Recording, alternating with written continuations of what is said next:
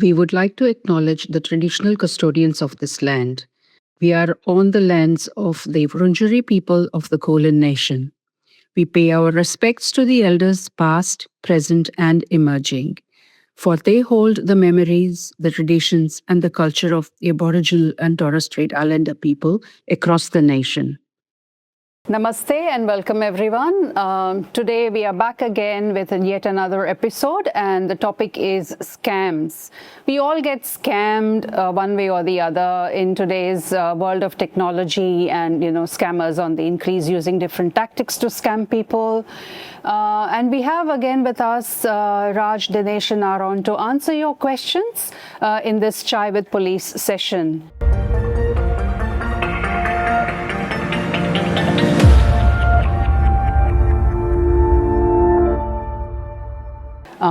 So welcome. Thank you. Yeah. So my first question is to Dinesh. Investment scams are ruining lives these days. And how do they hook people so effectively? Yep. Investment scams are one of the biggest scams in terms of numbers. So the year before last, in 2024, Australia lost over $945 million in investment scams. So that's almost $1 billion Australia-wide. So most of the time they're targeting things like, retirement savings, using fake cryptocurrencies and things like that. So we're talking about a lot of money. We have cryptocurrency trading scams, which basically, they forward a fake app to you. And they deal with cryptocurrency. Trouble with cryptocurrency, it's very hard for police to trace it, unlike going through institutions and following the money and things like that. So that's why a lot of people also use cryptocurrency in order to scam. There's one called, unfortunately, pig butchery, which is a tactic that scammers use to basically build a long-term fake relationship with someone, and it's over a certain amount of time. Sometimes it's a romantic relationship as well. So, they really do trust that person and then hand over the money and things like that. And they find out too late. As mentioned before, superannuation scams, retirement scams are a big one as well, because they again, build trust and believe that you can invest in a high return investment, and that's not the case at all, and you lose all your money. They might impersonate a government official, institutions like banks and things like that, in order to gain your trust, and it invokes significant losses upon a person.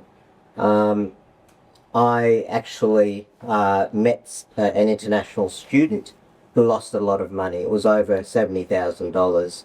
And once she was on that roll, they kept taking money from her. She had to borrow money from other people. They threatened her and things like that. And she didn't come to the police until it was very late.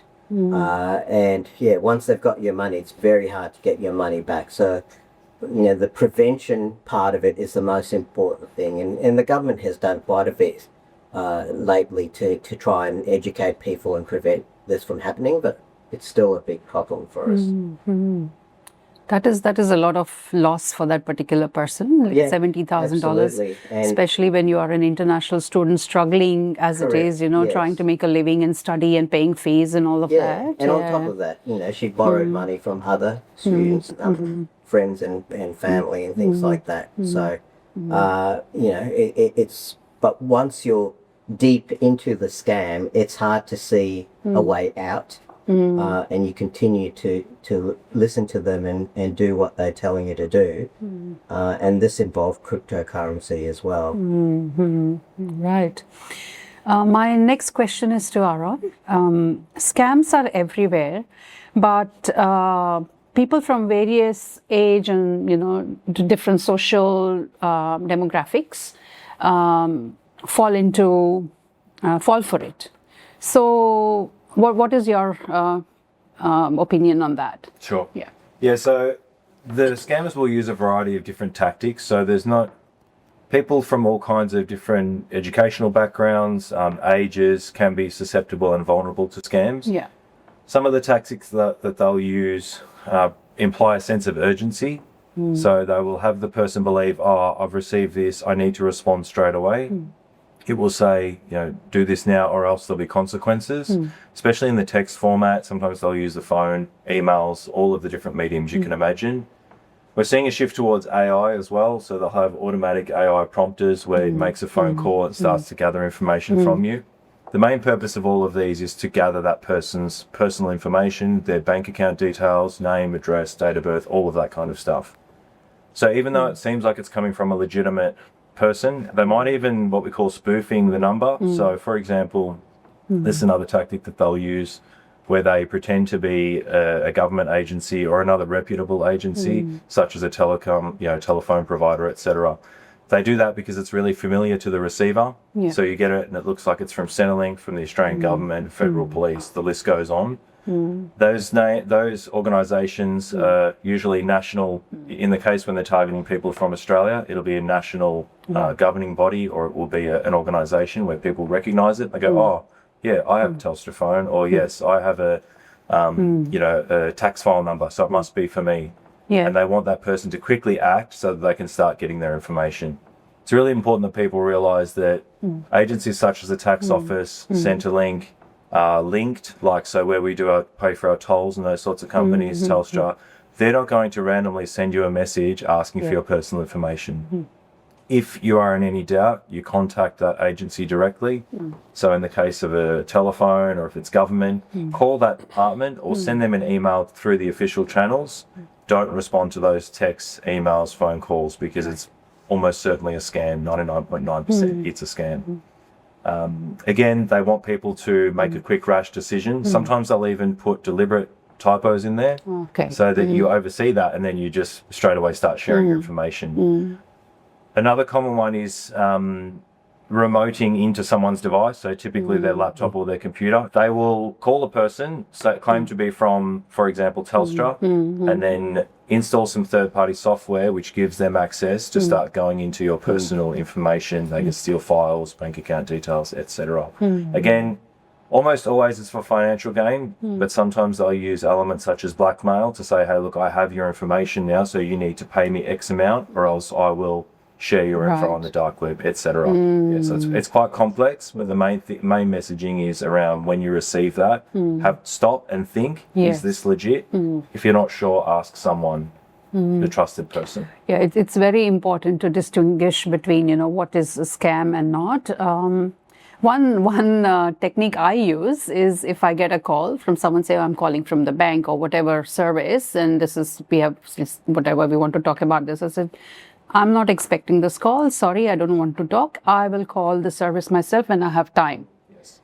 So and then you hang up and you call the service and check in if they had actually called or not. Yeah. The other thing we would recommend in relation to that is if you are getting a call from an unknown number or a number that you're not sure who it is going to be, you have the power not to answer the phone call as well.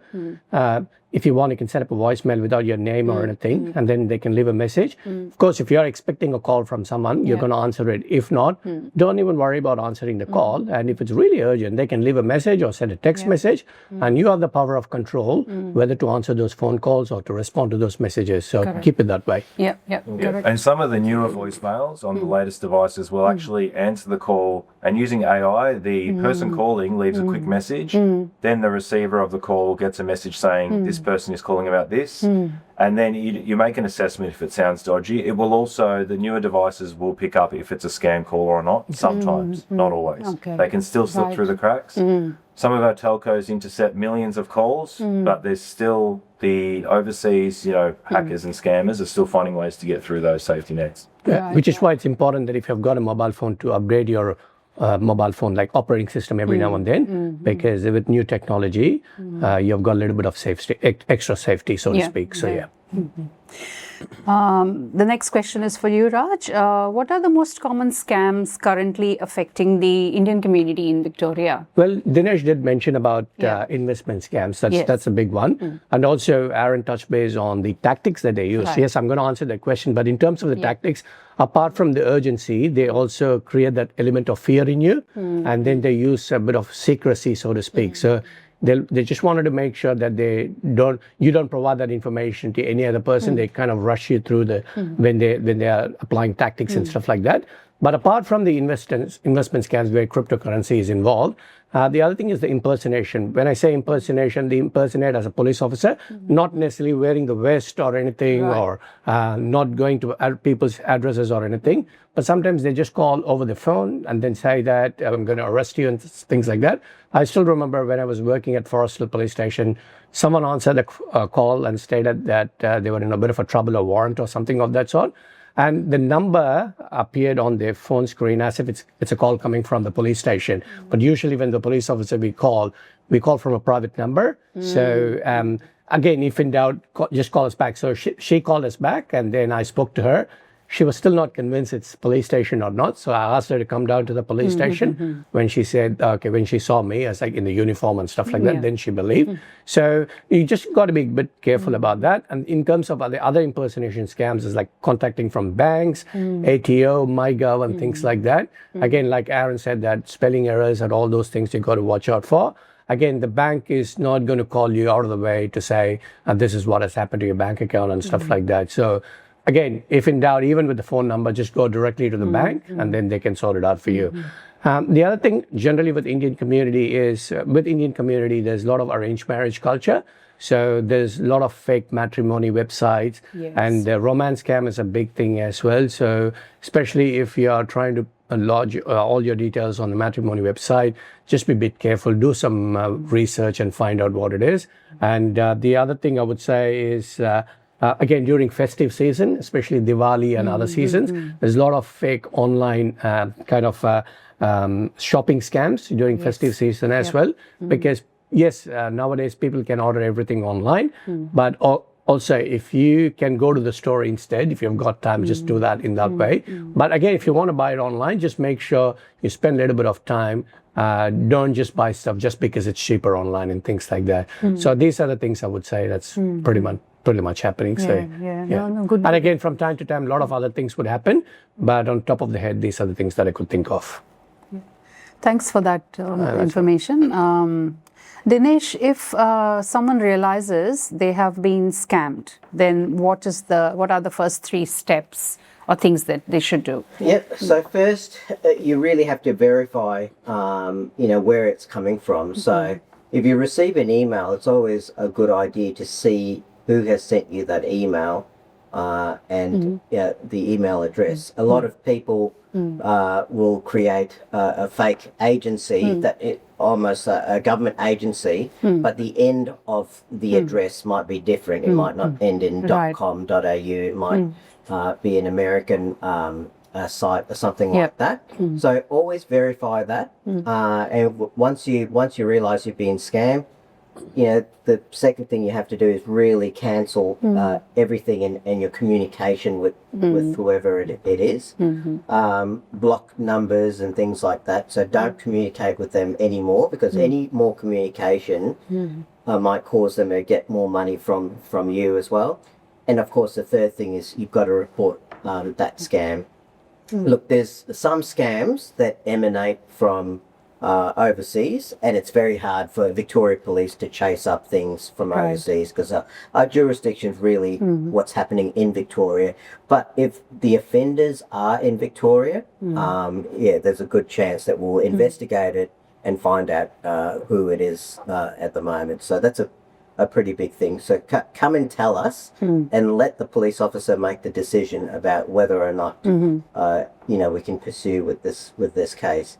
Again, the chances of you getting your money back and things like that are very, very slim. Once the money is gone, once it leaves your account, it's very difficult. But of course, speak to your banks. If you look up each bank website has got a screen on scams and what not to, and they know what's happening at the time. they log all the scam calls that emanate from people who claim to be from that bank and things like that. So look up your own bank's scam details and things like that, report it. Speed is of the essence, because if you don't report it as soon as possible, the banks might refund the money to you, but if you don't do it immediately, they might say, no, sorry, we won't refund it. You took your time about reporting this to us. And same thing with if you initiate the transfer, then bank would say, well, you give consent to that. So it's important that you do all the checks. Like Dinesh said, you got to be quick and make sure if it's a scam, just say no, that's it, and just hang up the phone call, or just don't even respond to that person. That's the main thing. So, yeah. Right. Yeah. Aaron, we talked about romance scams. So romance scams feel deeply personal to people. And then how do victims emotionally recover from that? Yeah, that can be a tricky situation for someone to be in, Yeah. especially if they've formed that connection that the person is real, and then that person has those feelings back towards them. Yeah. And that's the tactic used by the scammer on the other side. So it's very real and very reasonable for that person to feel a sense of loss or mourning after that, and that's natural. It's I suppose it's about trying to remind yourself that the person, maybe they do that almost as their I'm not going to say profession, because being a scammer is not a profession, but they do that day in, day out. That's still maybe no comfort to the person. So there are supports available to people. We have victims of crime assistance that we can assist people with as well. Dinesh mentioned around reporting, so there's cyber.gov.au where people can go to report scams as well. Even if they haven't lost any money, they can go there and say, look, this was an attempted scam, this is the tactic they used, this is where it came from. Things like, if they're savvy enough, they might have things like IP addresses, or they might have email addresses, phone numbers. All that stuff can be duplicated, and it can be, people can scam those things, but still it helps us as a community to try to prevent it from happening to the next person as well. So again, getting support from people around you as well. So I've spoken to people that have been affected by scams, and there is a sense of denial for some people as well. They think, no, this couldn't happen to me. They showed a lot of care and attention, compassion towards me. I don't believe it. So it's about having those trusted people and listening to them. So, your close family and friends, they have your best interests in heart. If somebody's scamming you, they will try to convince you, no, they don't know what they're talking about. I'm the person for you, etc. So you really need to trust those people around you and listen to their advice and get their support when it comes. That's a really good point. So they try to get emotional, and they don't ask you for money straight away. Yep. So they try to build that trust over a period of time.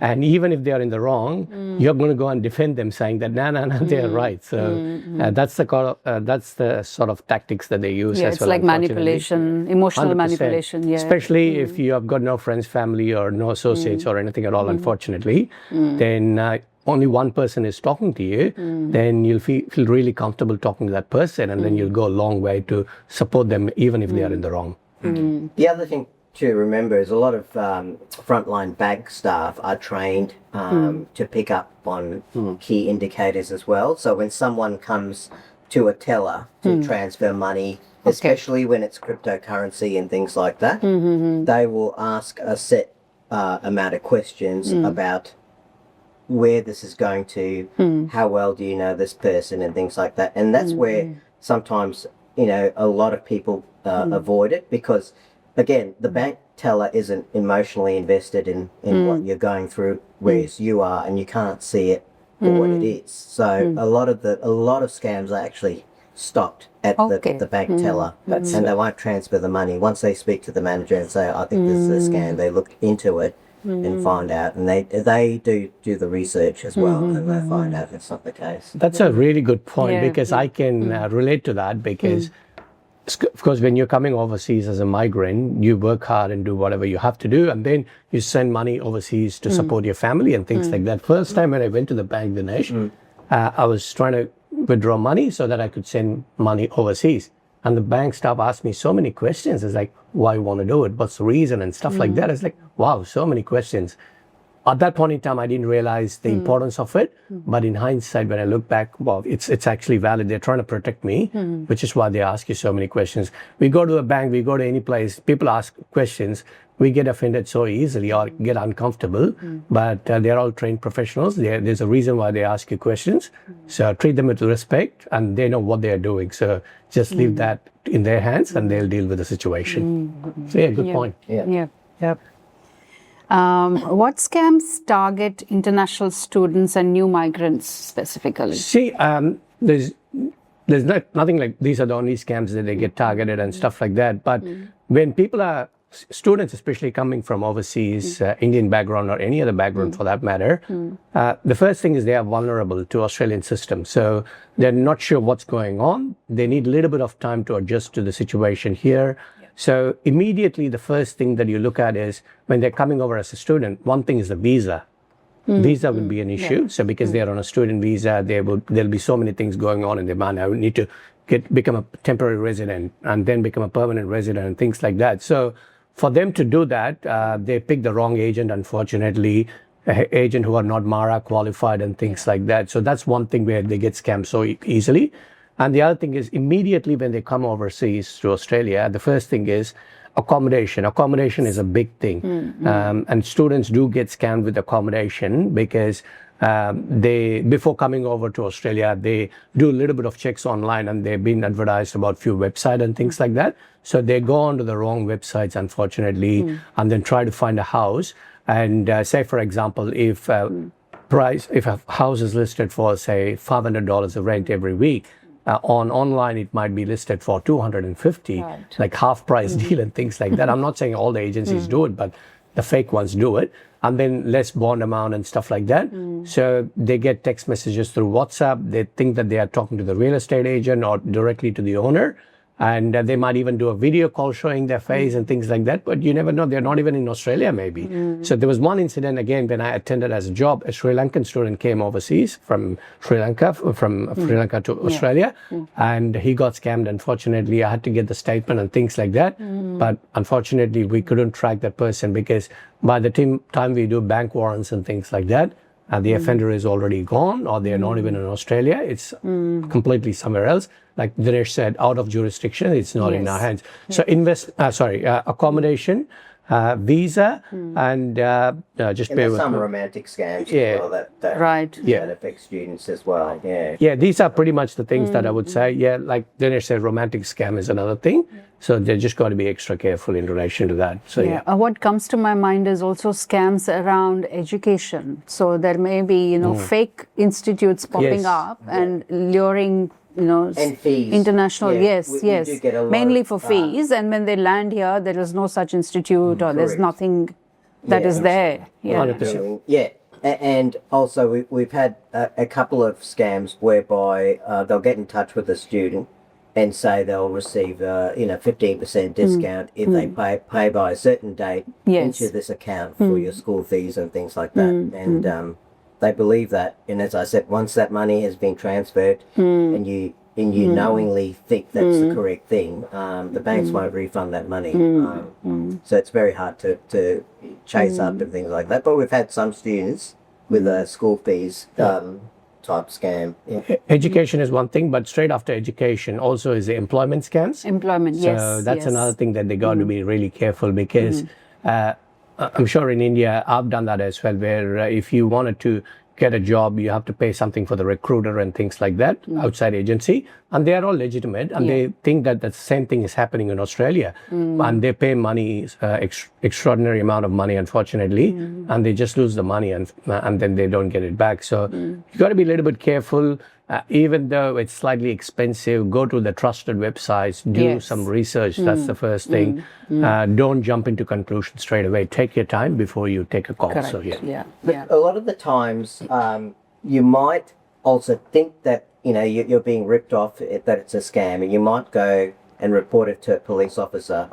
But after reviewing the case, the police officer might tell you that it's a civil matter. Okay, so that means it's not a criminal matter that we will be chasing up.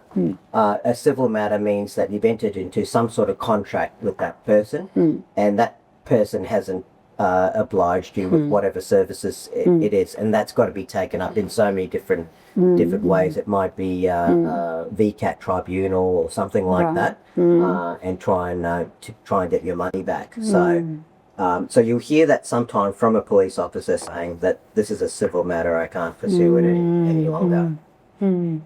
Right. But they will be guided as to where they can go. 100%. If it is, yeah. Correct. Okay. Yeah. And if we believe that this is an offense that's done online and the offender is not in Victoria, we guide them to the cyber.gov website and things like that. So proper guidance will be given and they can do things accordingly after that. Right. There's a couple of other websites as well. There's one called IndianCare, so it's the National Identity and Cyber Support Service. So it's good to contact them when when you've been involved in a scam. And the other one is the ACCC run Scam Watch, and so they log scams and they provide a lot of advice to you on that. So. Okay. Yeah, so Dinesh, next question to you. Why is shame such a powerful weapon used by scammers, and how do we break it? Yeah, because it's an emotional, human being that's behind all of this as well. So they draw you in, and sometimes they will use shame and embarrassment, especially when it comes to a lot of people from Indian backgrounds, from Chinese backgrounds even, they will say, don't contact other people, don't contact your family members, it'll bring you a lot of shame and things like that. And so they keep that a secret, and they keep that a secret from everybody, including the police and things like that, until it's too late. So it's a powerful tool that a lot of scammers will use in order to get what they want. And that's all it is. They're trying to get mainly money, financial gain from you. So it's basically it's called obtain property by deception. So basically they trick people. There's some sort of trick involved, and then the property is money or cryptocurrency or whatever like that, and they do it by deception through that person, and that's actually the charge that we go after people for. Okay. Yeah, interesting. Yeah. Aaron, children and elderly parents are often targeted. So how can families protect them? That's a really good question. So I think when it comes to children, it's about the parents having an awareness of what their child is doing online. So they don't have to watch them 24/7, but simple things like having the device in a family area. So if the parent is preparing dinner or they're watching TV, but the child is there in close proximity, showing a really keen interest in what the child is doing on their device as well.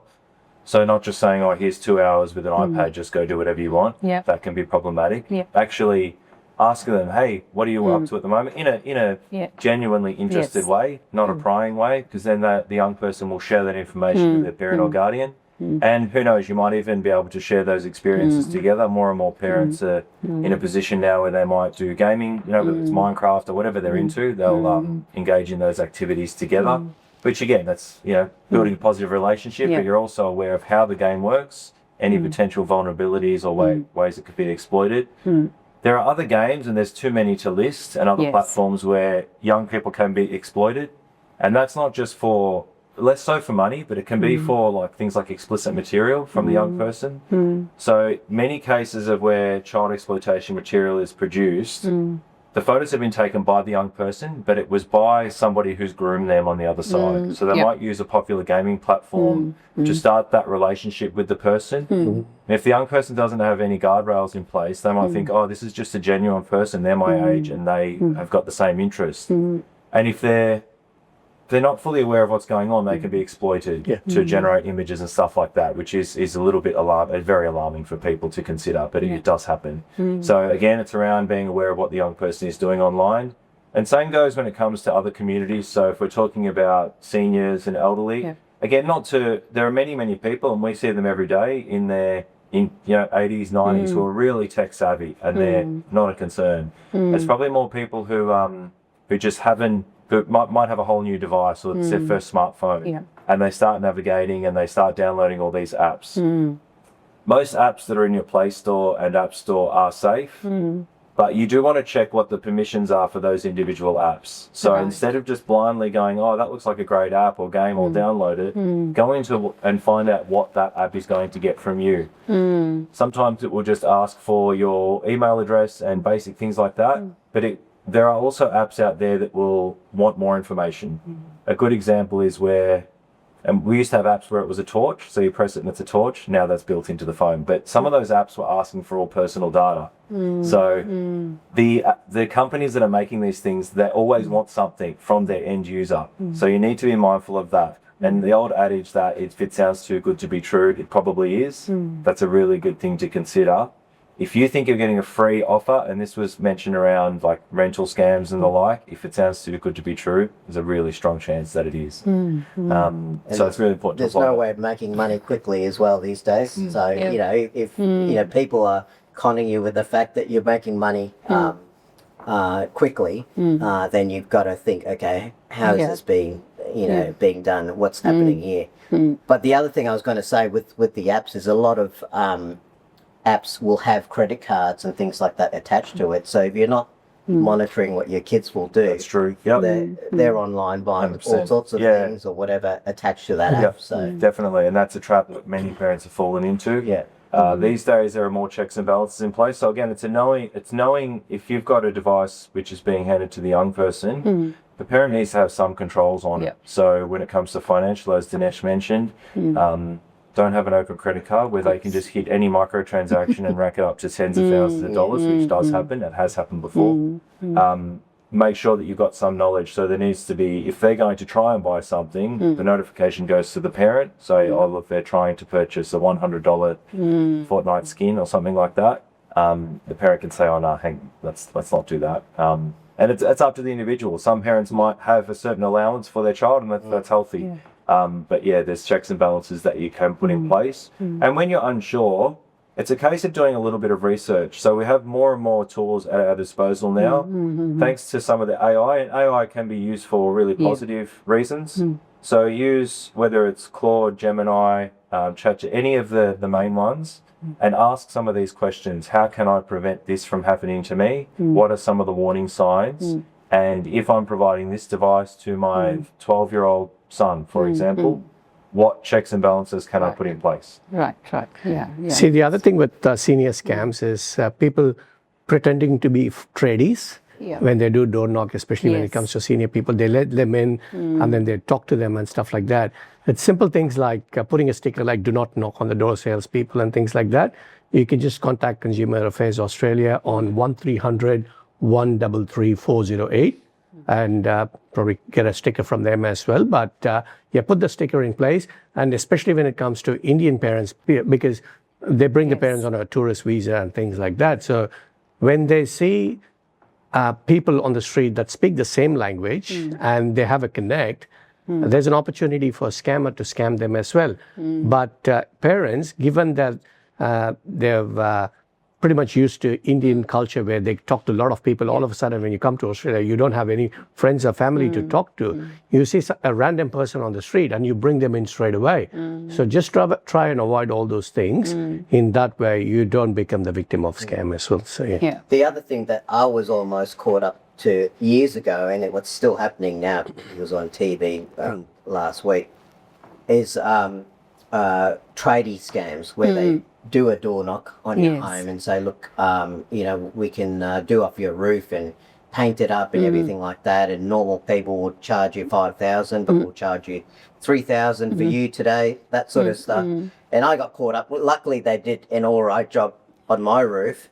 But after I did that, I realised really I should have checked their qualifications, whether they were a real trade person, whether they've got insurance and things like that. So, most trade people have to be licensed, so it's a good idea to always look at whether they've got that license qualification, even they're giving advice to you, security advice and things like that. It's all licensed and regulated, so it's a good idea to actually find out. So I got away with it, but last week on TV, they were showing another scam, and it was basically the same sort of thing where they solicit to come and fix your roof, do this, do that around the house, and they require the money to be paid prior to the work being conducted. And once you do that and the work is not to their satisfaction because they're not qualified tradespersons, you've lost your money. And then you've got to go through the whole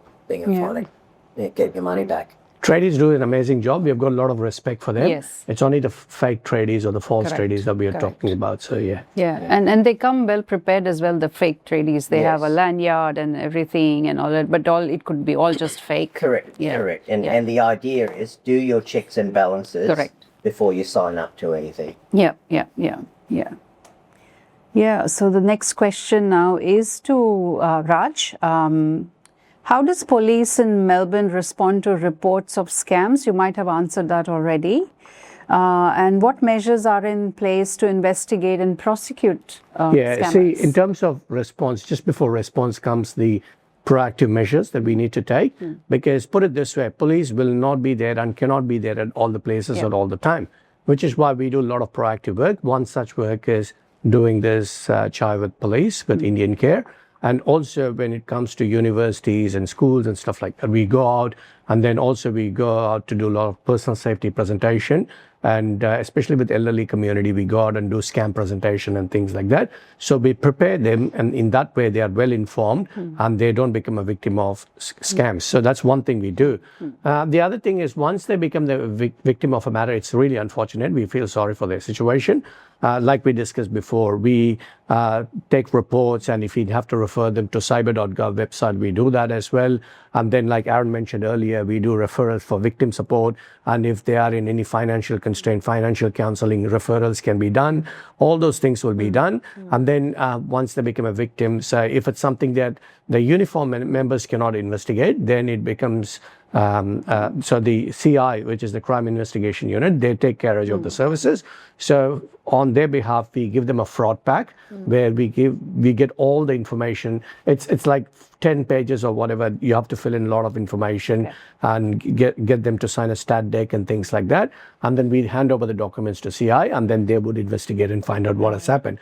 And then we have to take statements. We do that as well. And in terms of prosecutions, again, if the offender is found guilty and stuff like that, then we take them to court, do an in-depth analysis of what sort of impact they had after becoming a victim of scam. So all those things are in place. We try and do everything possible from our end to assist them. So yeah.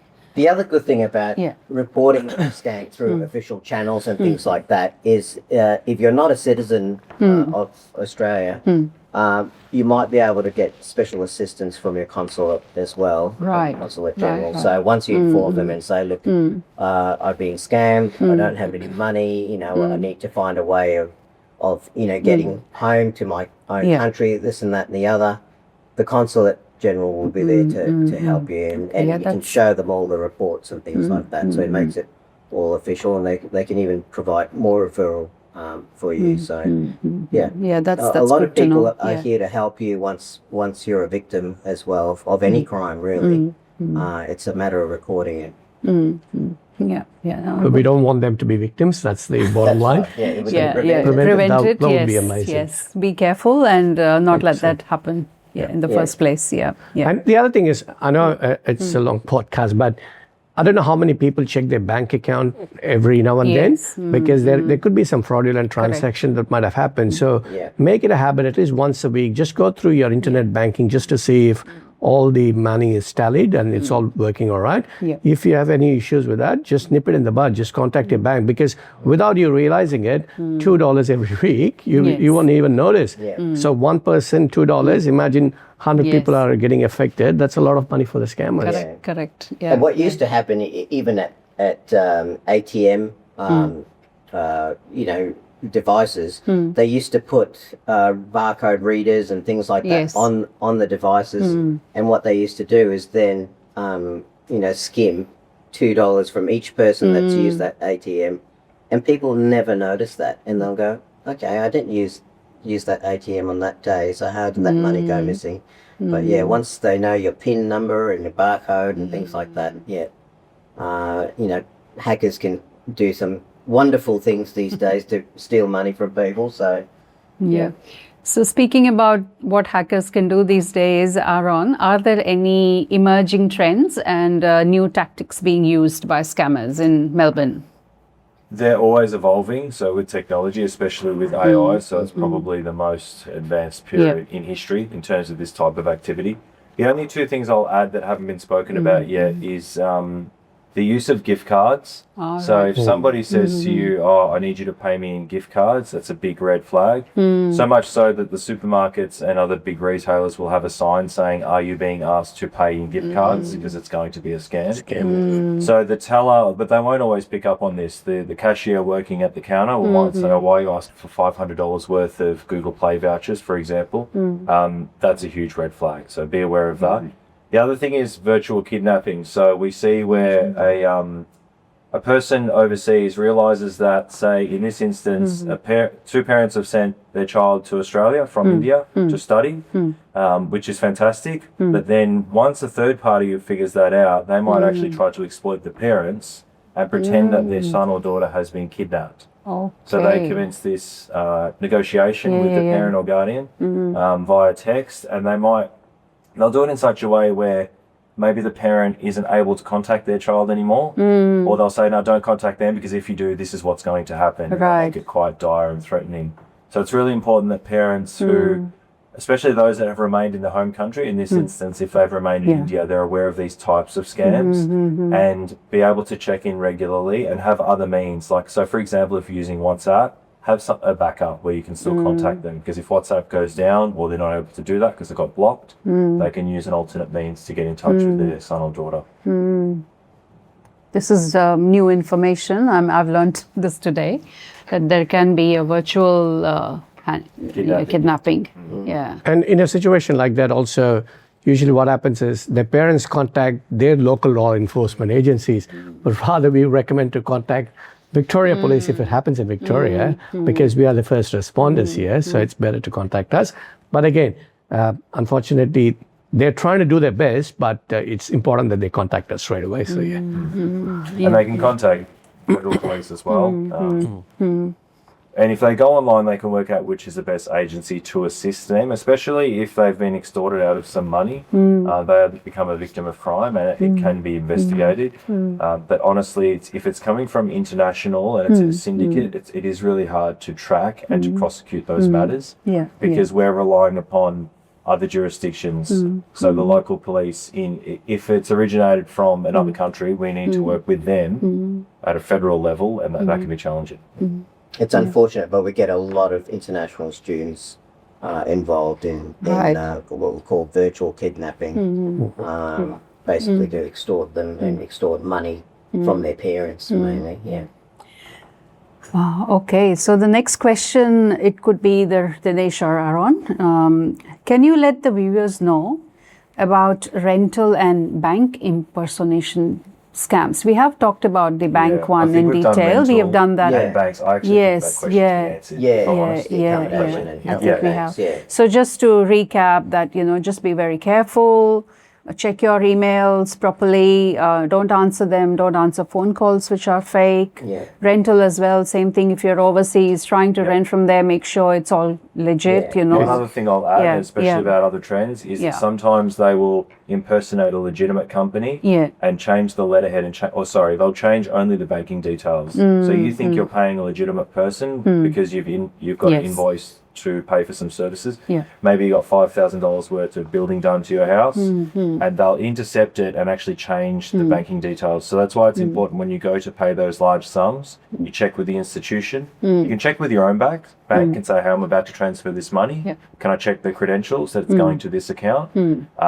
Or you can check, you just double check it. And even if you call the tradesperson that's done the work in that instance, and just say, "I'm just double checking this is your details," then that's just a checks and balances to do.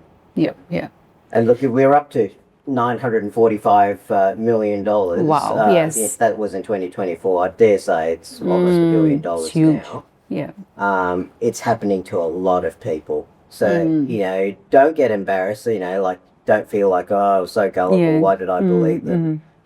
Because it's happening to a lot of people, and they're very clever in what they do, and they play with your emotions and things like that. You just have to, just try and catch it out, or try and talk to other people and banks and other institutions so that they can help you. And again, if you are a student, your visa will not be affected if you are a victim. So just be careful.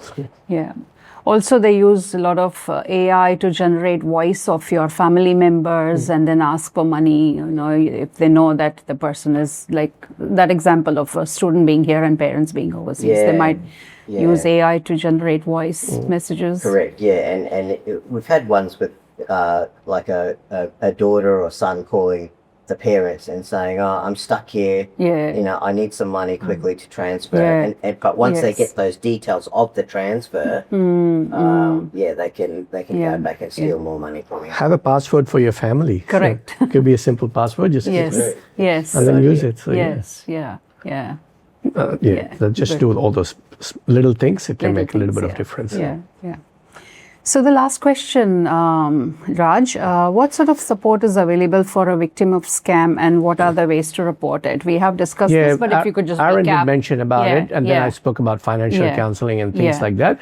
But in terms of the other support services, again, Scam Watch is another website where you can report if you're a victim of scam, and then if you register your email address through Scam Watch, they will send you information in relation to the latest scams that are happening, so you are on top of your game all the time.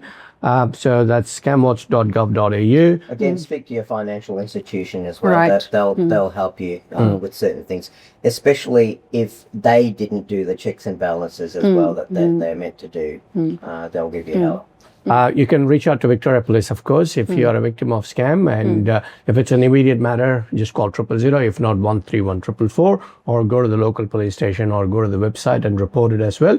Cyber.gov, Dinesh did mention to you about it, but there is also a number there. It's 1-300-292-371. I'll repeat, it's 1-300-292-371. So if you are a victim of ID theft, online fraud, and online image abuse, and cyber-enabled abuse, you can go to this website and report it. ID Care, Dinesh did mention about it, but there's also a 1-800 number in relation to it. It's 1-800-595-160, 1-800-595-160. There's ACMA, so Australian Communication and Media Authority regulates communication and media services within Australia. You can go to the website and find out information in relation to that.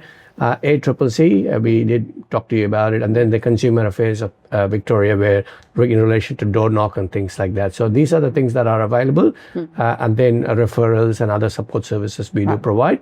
One important thing is listen to the podcast, and then if you are coming out to universities or schools, please do participate and ask us questions. If you are unsure, because we're all human beings as well, we do go back and refer and then get back to you. But together we can make sure that we can reduce the victims that are becoming victim of scams, and also make sure that we be a bit more proactive in relation to that. So in that way, we can try and stop all those things happening.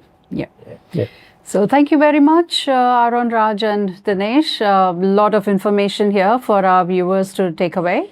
A lot of numbers there as well, which we will make sure we put in our podcast videos as well.